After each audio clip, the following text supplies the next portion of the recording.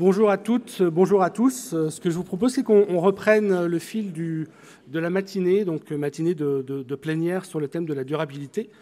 Donc on a la chance d'avoir avec nous pour 45 minutes environ Martin Landais, qui est sous-directeur assurance au sein du Trésor. Et les sujets en matière de durabilité ne manquent pas. Le gouvernement français a fait de la durabilité, des enjeux de la durabilité, une forte priorité. On le vit chaque jour en tant que citoyen et on voit bien les mesures qui sont pulsées. Donc ce que je vous propose, c'est d'accueillir très chaleureusement Martin pour une présentation.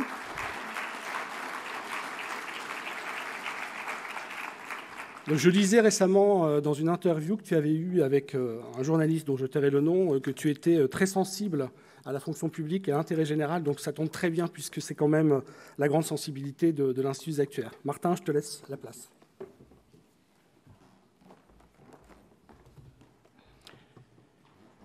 J'ai menti, je ne suis pas très sensible à l'intérêt général. Et je suis très heureux, d'être présent aujourd'hui à l'occasion de ce 22e congrès des actuaires. Et je remercie évidemment la présidente de l'Institut, Laurence Bauduin, et puis aussi l'ensemble du comité d'organisation pour leur invitation à intervenir sur le thème de la durabilité, qui sera le fil d'Ariane des discussions de ce jour.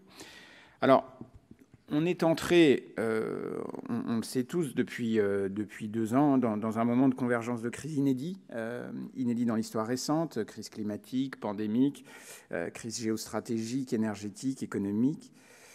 Voilà, on voit bien que les incertitudes qui pèsent sur les perspectives économiques obèrent la capacité d'anticipation des assureurs, qui est quand même au cœur de leur métier. L'inflation rend plus incertaine le coût des sinistres, la volatilité des marchés pèse sur la valeur des actifs. Et puis, dans le même temps, la nature des risques change, avec, par exemple, un coût annuel des catastrophes naturelles qui a doublé en une décennie. La table ronde précédente le mentionnait. Et d'ailleurs, à cet égard, la sécheresse de 2022, pour prendre ce seul exemple, devrait à elle seule coûter plus de 3 milliards d'euros, ce qui en ferait la sécheresse la plus chère jamais enregistrée. Et puis à l'actif, les impacts du changement climatique continuent de se traduire par une pression croissante et constante sur les placements dans des secteurs sensibles au risque de transition et puis dans les zones géographiques qui sont fortement exposées.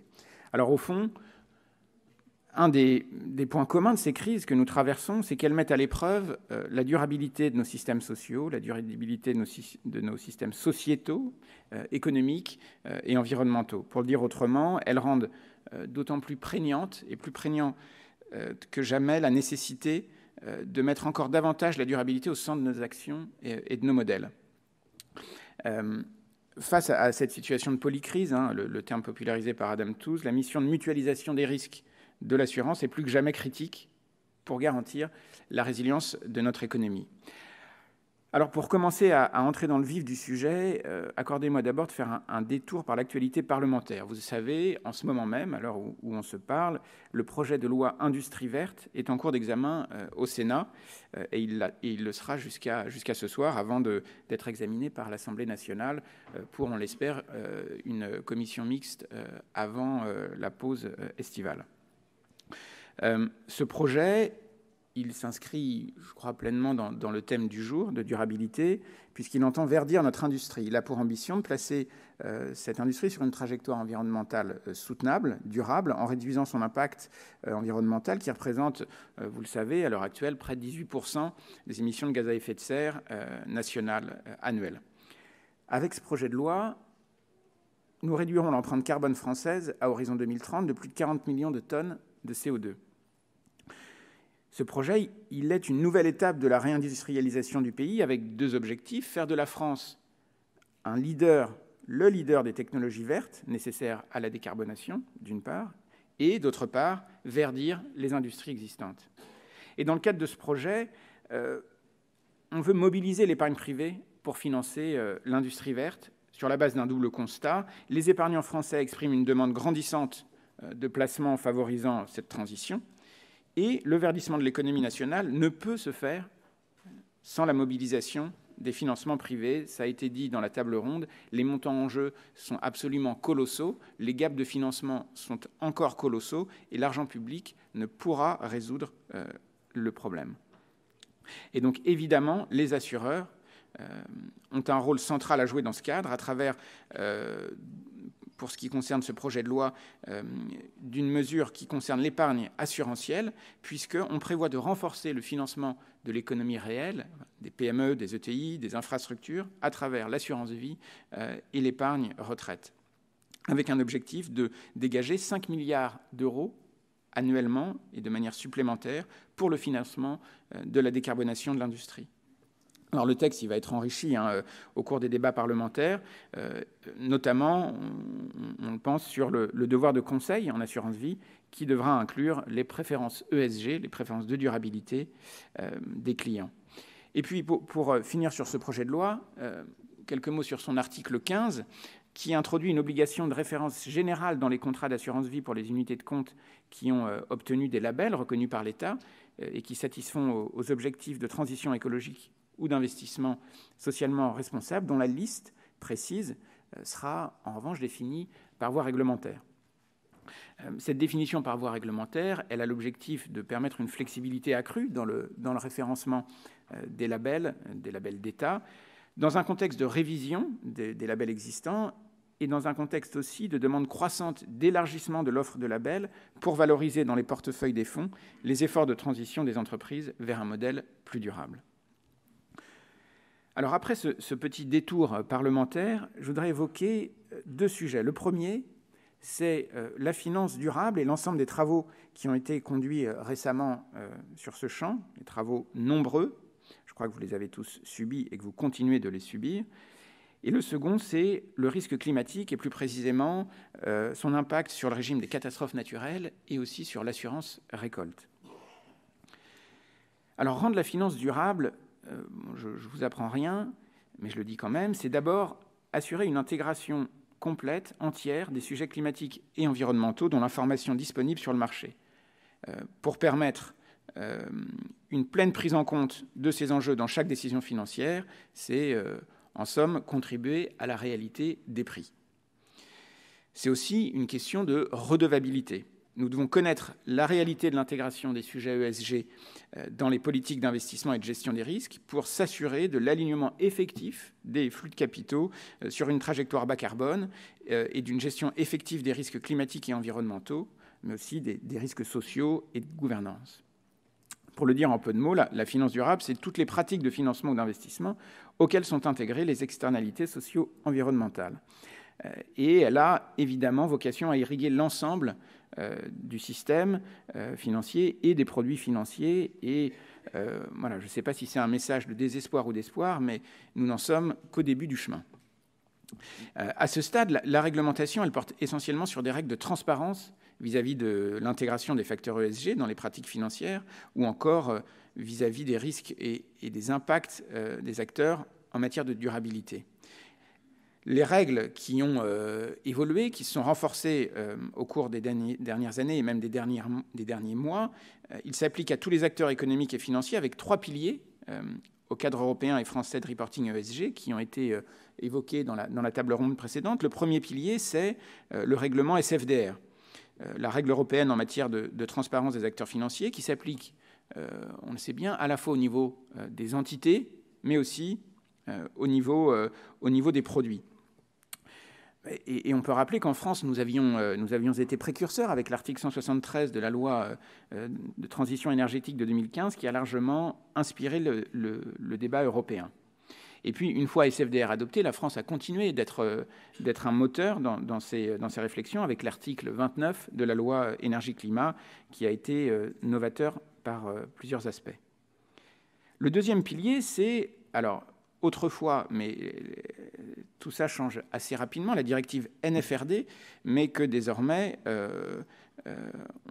qui désormais a été remplacée par la directive CSRD, Corporate Sustainability Reporting Directive. Et l'enjeu clé de la CSRD, c'est l'établissement d'une norme de reporting ESG des entreprises apportant au marché une information qui soit pertinente, qui soit fiable et qui soit surtout comparable. Et puis, enfin, Le troisième pilier, c'est bien sûr la taxonomie européenne, qui est un texte fondamental pour la finance durable, puisque c'est un texte qui apporte un dictionnaire, une définition de ce qu'est une activité économique durable. Alors, faut être clair, la transparence, c'est que le premier étage de la fusée. Et nous devons travailler ensemble aux étages supérieurs qui permettront réellement une généralisation de l'intégration de la durabilité dans chaque décision financière. À cet égard, vous l'avez sans doute noté, la Commission a publié le 13 juin dernier un paquet relatif à la finance durable. C'est un paquet qui comporte notamment les actes délégués qui viennent compléter la taxonomie, tant sur le volet climatique que sur le volet environnemental. C'est un paquet qui comporte également un règlement sur les activités de notation environnementale, qui a été aussi évoqué tout à l'heure, les activités de notation environnementale, sociale et de gouvernance. Et ce paquet, il pourrait être complété dans les semaines qui viennent par la publication d'un acte délégué en application de la directive CSRD, un acte qui est actuellement soumis à consultation publique. Alors, j'évoque ce paquet parce qu'il s'inscrit dans une double démarche à la fois de complétion du cadre européen en matière de finances durables et, d'autre part, de rationalisation et d'accompagnement de sa mise en œuvre par les acteurs de marché et des entreprises. Et à ce titre, la Commission insiste beaucoup dans ses textes et sa communication sur ce paquet, sur les enjeux de proportionnalité qui sont liés à l'application de ces normes par les petites et les moyennes entreprises. Et elle consacre une partie de ces textes à des mesures d'accompagnement. Parce que notre enjeu, après une phase qui a pu être vécue, qualifiée comme une phase d'avalanche réglementaire, où on a tous été un peu étourdis par la multiplicité des textes, leur grande évolutivité, c'est bien d'accompagner les acteurs dans la mise en œuvre du cadre. Et effectivement, on peut convenir ensemble que la tâche est rude, mais elle est indispensable. Pour finir sur ce sujet finance durable, je voudrais dire un mot, puisque je suis le sous-directeur des assurances, sur l'intégration des problématiques ESG dans Solvabilité 2. Cette intégration, vous le savez, elle a été engagée par la Commission dans sa proposition de révision de la directive, avec des dispositions qui sont relativement limitées et qui visent à renforcer la prise en compte des risques ESG en confiant principalement aux entreprises, aux assureurs, la responsabilité de l'évaluation de leur exposition aux risques environnementaux. Et donc les assureurs, les réassureurs qui sont fortement exposés aux risques liés au changement climatique, et en vérité c'est quand même la majeure partie d'entre eux, devront préciser dans leur ORSA 2 scénarios, plus et moins de 2 degrés de réchauffement, et évaluer l'impact sur leurs actifs de ces 2 scénarios.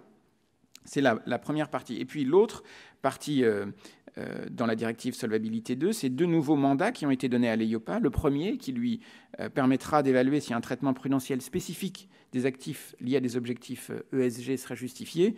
Et puis le second qui lui permettra d'évaluer si les entreprises d'assurance et de réassurance mesurent bien leur exposition au risque de perte de biodiversité, donc, qui fait son entrée dans le champ des assurances, et le cas échéant de réaliser des propositions pour y remédier. Et puis enfin, je rappelle qu'un mandat commun sera donné aux différentes agences de supervision européennes, donc ESMA et EBA en plus des EIOPA, afin d'émettre des lignes directrices qui assurent la cohérence des méthodes employées par les différentes autorités pour mener des stress tests portant sur les risques ESG. On est vraiment là dans une nécessité de mise en cohérence de toutes ces approches des autorités de supervision européennes et en premier lieu sur les risques climatiques. Voilà, à présent, je voudrais évoquer les défis de durabilité que pose le changement climatique pour le secteur de l'assurance et plus particulièrement pour le régime des catastrophes naturelles, le régime CatNat, et puis aussi pour le régime de l'assurance agricole, de l'assurance récolte. Alors, le changement climatique, c'est évidemment un enjeu financier considérable. On a en tête tous, je pense, les grands ordres de grandeur. Dans une étude récente, un grand réassureur estimait que les catastrophes naturelles ont causé au niveau mondial plus de 80 milliards de dollars de pertes assurées, en hausse de 50%, par rapport à 2019, contre 8 milliards pour les catastrophes industrielles, donc un ordre de grandeur de plus. En France, avec le régime CatNat, voilà, on ne va pas se jeter des fleurs, mais on peut dire quand même que nous avons sans doute un régime qui est un des plus efficaces au monde pour répondre aux catastrophes naturelles catastrophes naturelles qui sont évidemment considérablement accrues et qui continueront de l'être, accrues par le changement climatique. Puisque on a là le plus grand défi que le régime des CatNat a et aura à relever au cours des prochaines années. Ces effets sont déjà prégnants, visibles de tous. Quelques chiffres, les indemnisations versées par le régime ont plus que doublé depuis 2016, en passant en moyenne de 1 à 2 milliards d'euros par an. Et cette dynamique, elle va très probablement se confirmer, voire s'accélérer. La Caisse centrale de réassurance, la CCR, évalue à 50% la hausse de sinistralité CatNat à horizon 2050 en raison du changement climatique. Alors, c'est clair que sans modification structurelle, le poids financier sur l'économie mondiale des catastrophes naturelles va devenir extrêmement problématique. Le régime que nous avons en France, il est fondé sur des principes de solidarité et de mutualisation, et ça permet, ces principes, un coût de l'assurance qui est relativement peu cher. C'est 20 € en gros par an et par contrat. Et surtout, j'allais dire du point de vue du ministère de l'économie et des finances, c'est un régime qui préserve les ressources publiques, puisque depuis la création du régime, on a eu une seule intervention de l'État en 1999, et pour des montants, somme toute, relativement modestes, puisqu'il n'était que de 250 millions d'euros.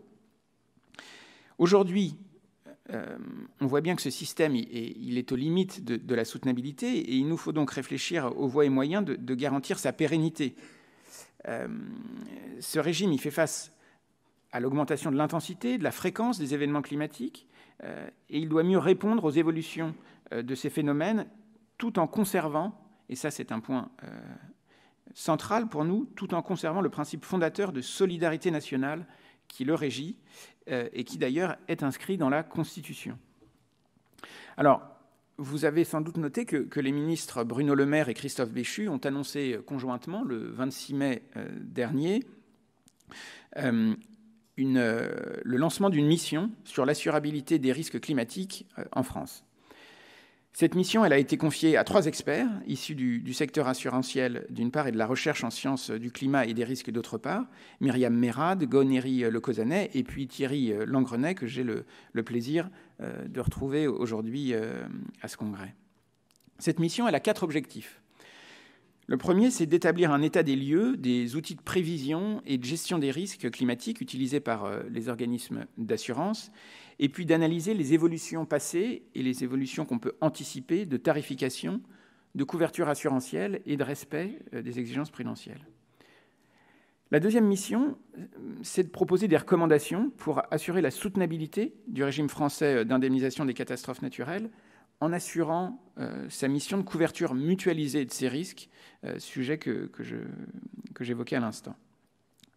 La troisième mission, c'est de faire des recommandations pour renforcer le rôle du système assurantiel dans le financement de la prévention et de l'atténuation du dérèglement climatique. C'est vraiment clé aussi pour la soutenabilité financière du régime, et puis pour garantir une meilleure articulation avec les interventions publiques. Comment on fait pour mieux mettre en tension chaque maillon de la chaîne, l'État, la réassurance, qu'elle soit publique avec CCR ou non, les assureurs et les assurés. Et la quatrième mission, c'est d'analyser la contribution du cadre prudentiel et de la politique de souscription des assureurs à l'atténuation du changement climatique, et puis de faire des recommandations permettant d'en accroître la portée. Alors ce sujet, il n'est pas sans lien, bien sûr, avec des initiatives ou feu des initiatives telles que la Net Zero Insurance Alliance, dont les difficultés ne doivent pas masquer l'intérêt profond. Et une des tâches qui nous attendent, c'est de se pencher sur le passif des assureurs, et en particulier sur leur politique de souscription, alors que, il faut bien le dire, l'attention jusqu'ici, elle portait davantage sur l'actif des assureurs comme des autres acteurs financiers, pour analyser comment il peut être mobilisé, ce passif, dans la politique d'atténuation et d'adaptation. Et notre conviction, c'est que le rôle des assureurs, il est absolument clé, et qu'il n'est pas encore utilisé comme il le devrait, comme un levier profond de changement. Alors, comme je l'ai dit, je voudrais aussi parler un peu de l'assurance récolte. parce que l'assurance récolte, c'est aussi une réforme qui montre un nouveau, avec laquelle on a essayé de créer un nouveau partage des risques entre les différents acteurs. Parce que voilà, cette assurance récolte, dont la réforme est entrée en vigueur le 1er janvier 2023, elle a eu pour ambition de tirer les conséquences de l'inadaptation croissante de nos outils aux enjeux et de faire évoluer en conséquence le droit. Vous le savez sans doute, le régime des calamités agricoles, il a été érigé dans les années 60 pour apporter une couverture publique des pertes de récolte et de fonds. Et ce régime, il ne répondait plus pleinement aux nouveaux enjeux posés à la ferme France, parce que malgré l'augmentation de la fréquence du risque, on a un taux d'assurance qui est de 17%. 17% de la surface agricole était assurée en 2022, donc c'est absolument pas du tout au niveau. Et donc, pour protéger davantage les exploitants agricoles qui sont affectés par les événements climatiques, l'objectif de la réforme, il est de créer un réel choc dans la diffusion de l'assurance récolte. Et donc, à l'issue des travaux du Varenne de l'eau et du changement climatique, la loi sur la réforme des outils de gestion des risques climatiques en agriculture, qui a été promulguée le 2 mars 2022, instaure un nouveau régime qui repose sur la solidarité nationale, là encore, et sur le partage du risque entre l'État, les agriculteurs et les assureurs. Et donc, à compter de la campagne de 2023, c'est un dispositif unique à 3 étages de couverture des risques qui est instauré. C'est vraiment un nouveau partage entre les acteurs. Les aléas courants, le premier étage, sont assumés par les agriculteurs. Les aléas significatifs, le deuxième étage, ils sont, eux, pris en charge par l'assurance multirisque climatique subventionnée pour les agriculteurs qui ont fait le choix de s'assurer. Et puis enfin, les aléas exceptionnels, le troisième étage, ils déclenchent une intervention de l'État via la solidarité nationale, y compris pour les agriculteurs non assurés. Néanmoins, le seuil de déclenchement de la solidarité nationale et la franchise qui est attachée varient selon les filières. Et donc, l'objectif donc de créer un réel choc dans la diffusion de l'assurance récolte, il est aussi passé par la subvention, une subvention publique sur les primes et sur les cotisations d'assurance pour atteindre un taux de subvention des primes et des cotisations qui est de 70% en 2023. C'est 8 points de pourcentage de plus en moyenne que l'année passée. Et puis, enfin, en cas de sinistre, pour créer quand même une incitation à l'assurance encore renforcée, les conditions d'indemnisation, elles seront évidemment plus favorables pour les agriculteurs qui ont souscrit un contrat d'assurance récolte que pour les autres. Voilà, j'en ai fini pour cette première partie de l'intervention.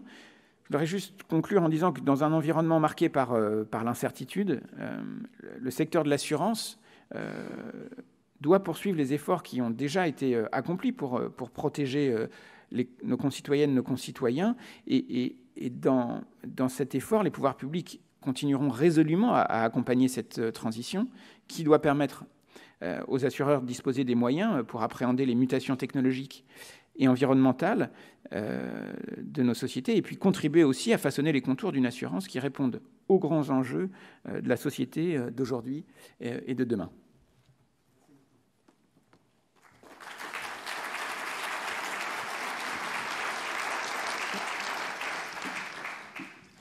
Merci beaucoup pour ces propos introductifs et d'avoir balayé finalement beaucoup des enjeux autour de la durabilité en évoquant l'épargne, la finance durable, les 4 NAT, un petit bout de la révision Solva 2 et puis effectivement l'assurance récolte. On voit bien que tout ça est quand même tiré beaucoup par des évolutions réglementaires et une volonté forte des pouvoirs publics finalement à la fois d'influencer sur les comportements.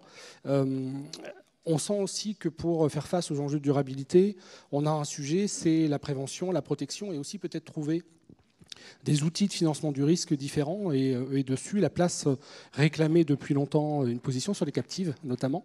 Donc ça a été instauré, un régime a été instauré notamment dans la loi de finances 2023 avec la parution d'un décret le 9 juin qui met en place une nouvelle provision pour résilience qui peut être constituée pour les captives. Est-ce que tu peux nous donner un peu plus de détails justement sur ce décret et sur les enjeux autour des captives vus de ton œil d'expert ?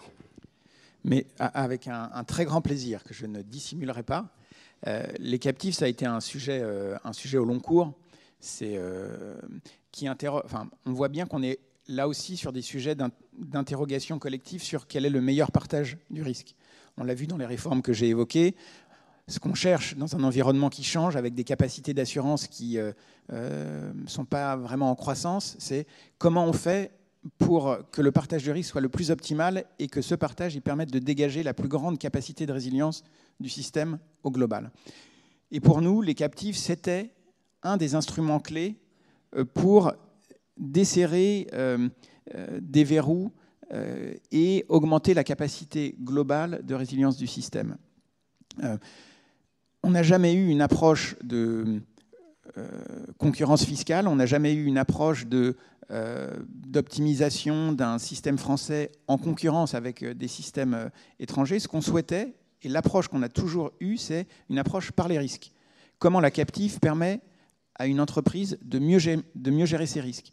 Et pour nous, la captive, après je te rassure, hein, à la fin j'arrive au fait, mais pour nous, la captive, c'était un moyen de faire encore mieux entrer la prévention au sein des entreprises, parce qu'il y a un intérêt financier à appréhender les risques. C'était un enjeu, évidemment, d'accès à l'assurance, et puis c'était un enjeu dans l'indemnisation et la capacité de rebond. Et donc, la première phase législative avait été faite par la loi de finances initiale pour 2023, qui avait créé le cadre général. Et en effet, il fallait compléter ce cadre par des mesures réglementaires, et ce qui a été fait le 9 juin 2023, avec un décret qui précise les paramètres de cette provision pour résilience des captifs de réassurance, avec un plafond annuel de dotation qui est fixé à 90% des résultats des bénéfices techniques, pour que les captifs puissent couvrir leurs risques et faire monter en charge la captive relativement rapidement. Et donc c'est pour ça qu'on a souhaité que ce seuil soit supérieur à des seuils qui existaient déjà dans le Code des assurances pour la provision pour égalisation. Et puis l'autre paramètre qui a été fixé dans le décret, c'est le plafond global de la provision qui est calibré pour que les captifs soient aussi sûrs que le reste du marché assurantiel français.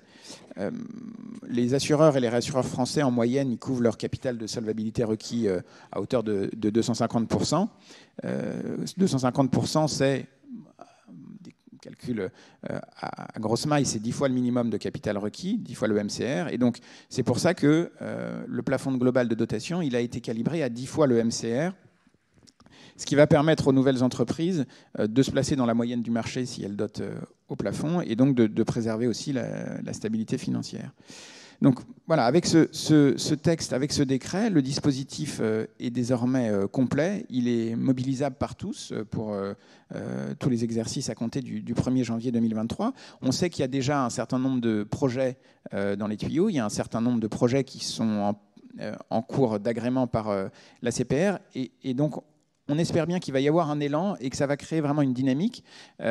C'est la première étape de la dynamique, création des captives. Ce qu'on veut aussi, c'est créer un écosystème autour d'accompagnement et de gestion des risques qui bénéficiera à l'ensemble de la place de Paris, à la place française.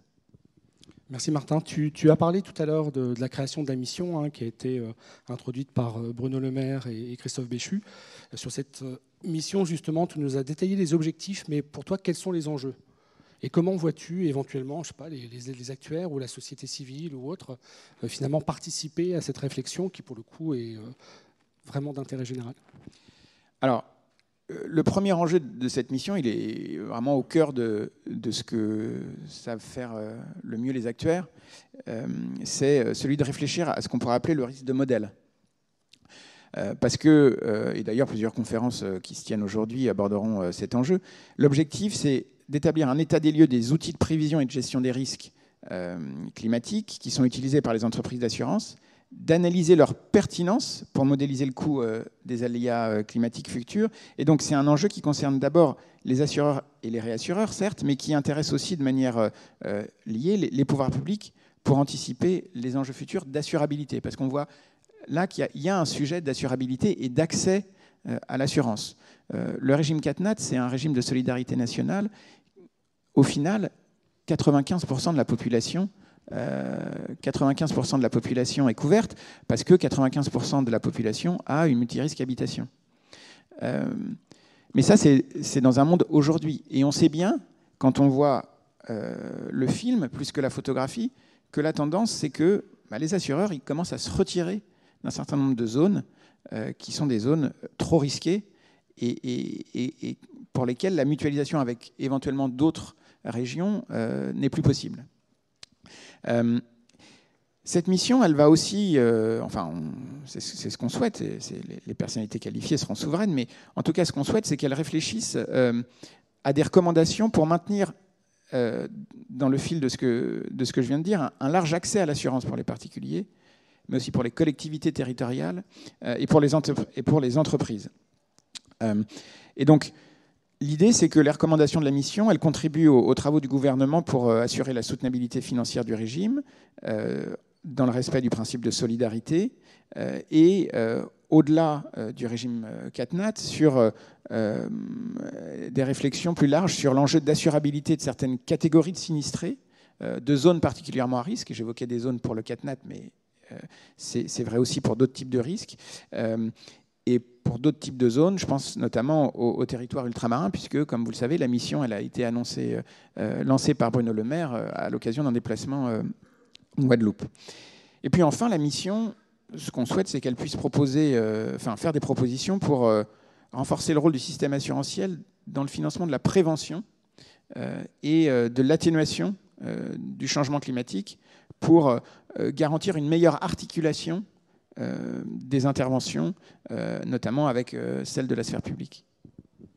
Merci. On a beaucoup d'enjeux aussi autour de la durabilité, autour du recyclage, de l'économie circulaire. On pourrait évoquer peut-être le sujet des véhicules hors d'usage, même si la place de l'automobile laissée dans nos sociétés commence un peu à se réduire. N'empêche qu'en circulation, il y a un certain nombre de véhicules. On a encore, ne serait-ce qu'en France, à peu près 1,5 million de véhicules neufs qui sont livrés chaque année.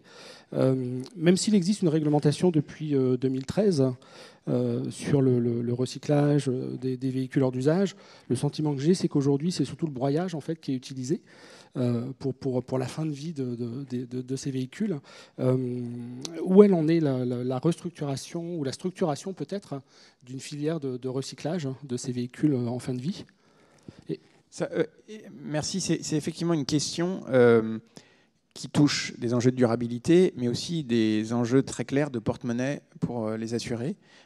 C'est un sujet qu'on avait évoqué lors de la réunion entre le ministre et les assureurs qui avaient pris alors, on était au début de l'automne ou à la toute fin de l'été dernier, des engagements de modération tarifaire, de modération des primes d'assurance pour 2023. Et donc un des axes, c'était pour diminuer ou en tout cas alléger la pression sur les primes, il est important de s'attaquer à un certain nombre de causes structurelles, dont le coût des réparations.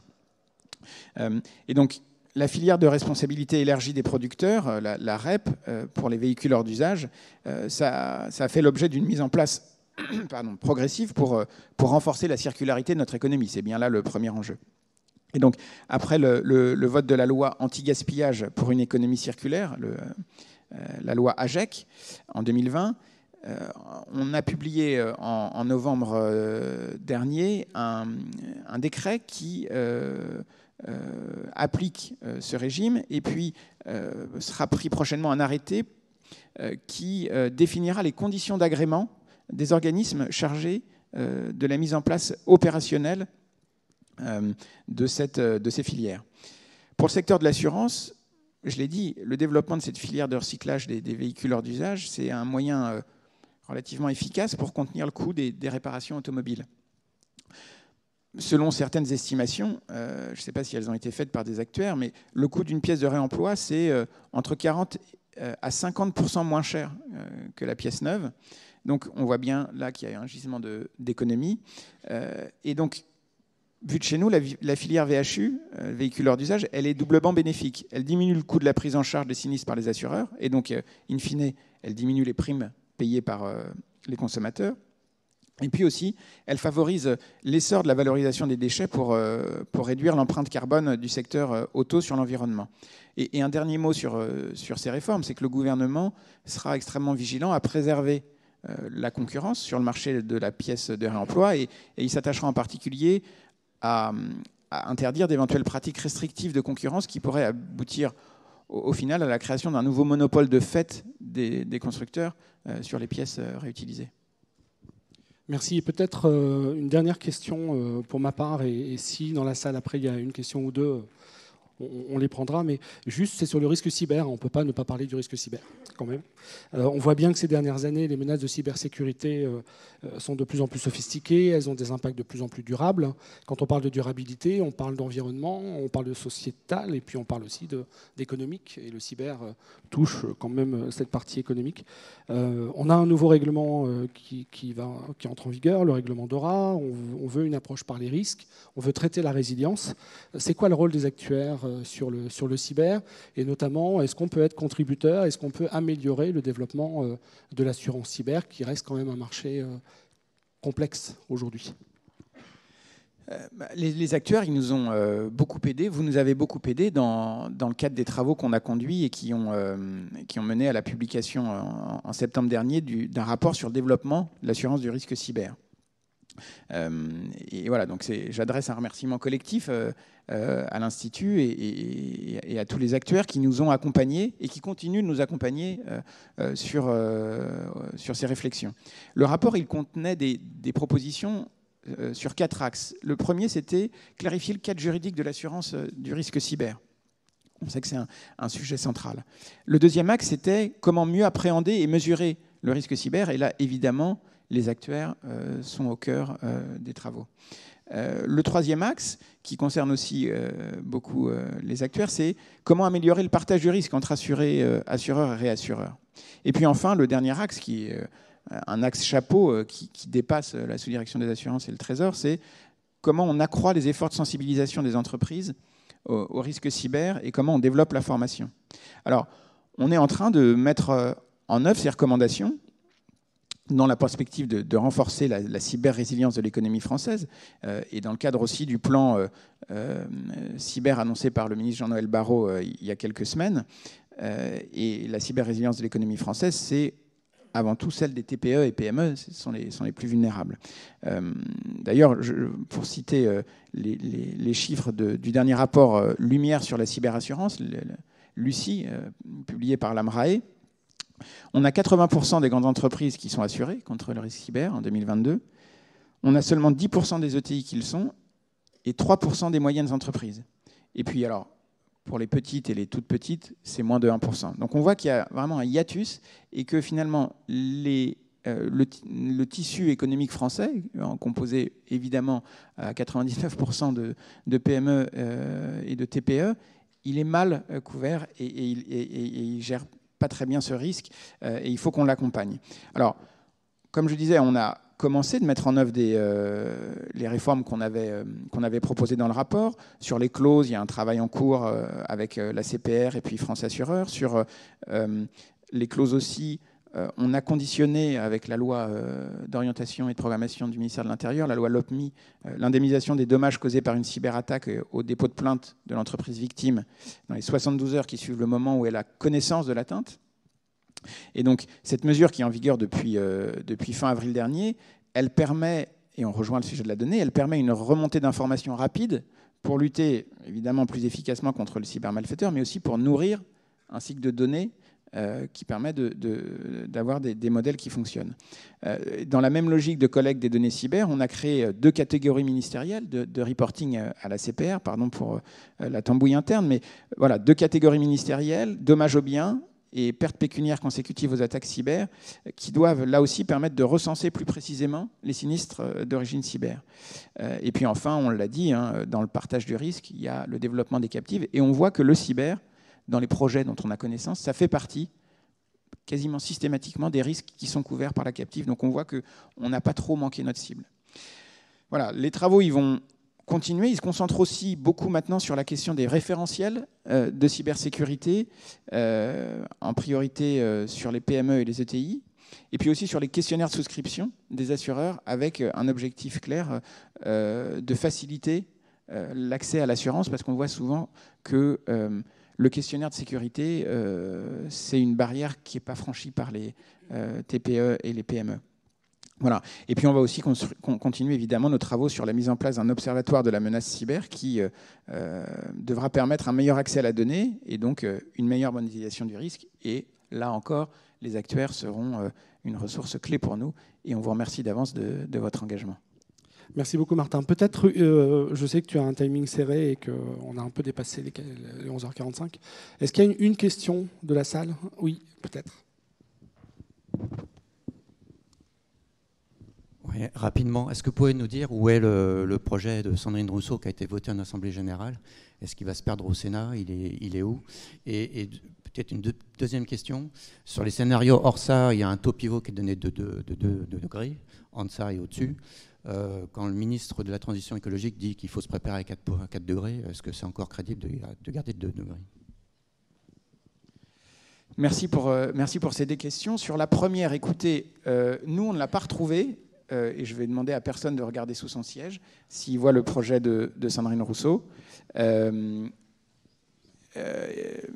Jusqu'à présent, on regarde attentivement les conclusions des conférences des présidents pour voir s'il est inscrit à l'ordre du jour de l'Assemblée, du Sénat. Ce n'est pas le cas jusqu'à présent. Notre objectif, au fond, c'est d'avoir avancé suffisamment sur la mise en œuvre des mesures de l'ordonnance du 8 février 2023 sur l'amélioration de la prise en charge du risque de retrait-gonflement des argiles, notamment la question des sécheresses successives qui est désormais reconnue dès lors que la succession de sécheresses d'ampleur significative est anormale. Donc on a quand même ouvert la reconnaissance de catastrophes naturelles à des phénomènes qui n'étaient pas reconnus jusqu'à présent. C'est d'avoir des décrets, d'avoir pris les décrets sur l'encadrement de l'expertise, ou en tout cas d'avoir considérablement avancé pour montrer que voilà, ce lien-là, on le rend plus, on le contrôle mieux. Et c'est souvent un des reproches qui est fait, c'est que finalement, même quand il y a une reconnaissance, l'expert trouve toujours un moyen de dire que la fissure date de l'année passée ou que c'est pas la bonne, etc. Et donc, voilà, l'encadrement de l'expertise, elle vise à traiter ce problème. Et puis aussi d'avoir, et ça a été annoncé par le ministre Auban lors de la discussion à l'Assemblée nationale, d'avoir modifié la circulaire qui établit les critères de reconnaissance des catastrophes naturelles, en notamment jouant sur la période de retour, en introduisant une clause de rattrapage pour les communes limitrophes d'une commune qui, elle, est reconnue CatNat, qui entraînera une meilleure reconnaissance et de manière implacable, une augmentation du coût qu'on estime à 150 à 200 millions d'euros par an. La proposition de la députée Sandrine Rousseau, alors c'est difficile de la chiffrer, mais ce qu'on estime, c'est qu'on n'est pas loin du milliard d'euros supplémentaires par an. Donc en gros, pour être clair, pour nous, ça fait exploser le régime. Ça, c'était la première question. Sur la deuxième, sur le scénario à 2%, je n'ai pas grand-chose à dire. Voilà, on est là dans des discussions européennes. On était déjà, d'une certaine manière, content d'avoir introduit ce plus ou moins 2 degrés. Honnêtement, c'est vrai que quand on voit, en tout cas pour ce qui concerne les scénarios annoncés par Christophe Béchu d'une France à 4 degrés, on n'est pas au niveau. Midi pile. Merci beaucoup, Martin.